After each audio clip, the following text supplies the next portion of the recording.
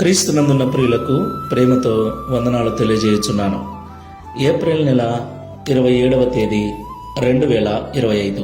ఈరోజు దావీదు గారి ద్వారా దేవుడు మనకు చేస్తున్న వాగ్దానం ఏమిటనగా, కీర్తన గ్రంథము 36వ కీర్తన 8వ చరణం. నీ మందిరము యొక్క సమృద్ధి వలన వారు సంతృప్తి నొందుచున్నారు. ఆమేన్. నా ప్రియమైన సహోదరి సహోదరులారా, దేవుని యొక్క మందిరములో ఆశీర్వాదం దాగి ఉంది.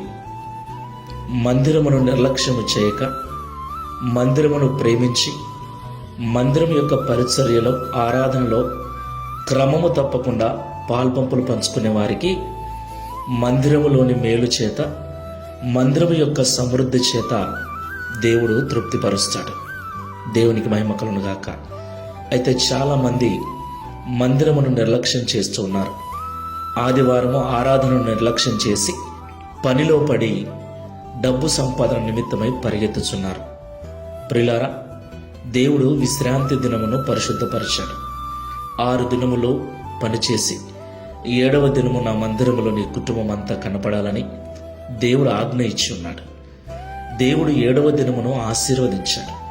కాబట్టి ఆ దినమున మనము దేవుని మందిరానికి వెళితే దేవుడు ఆశీర్వాదాలను మనకు అనుగ్రహిస్తాడు. మందిరములో ఉన్న మేలు చేత మనం తృప్తిపరుస్తాడు. కాబట్టి ఆరాధన నిర్లక్ష్యం చేయకండి.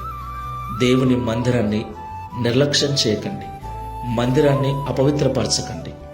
దేవుని సన్నిధి నిలిచే స్థలము గనుక దేవుని మందిరం పట్ల భయభక్తులు కలిగి జీవించండి. ప్రార్థన చేసుకుందాం.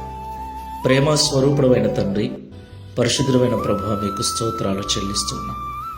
నీ మందిరములో మేలు దాగి ఉందని, నీ మందిరములో సమృద్ధి దాగి ఉందని మాతో మీరు మాట్లాడినందుకు స్తోత్రాలు.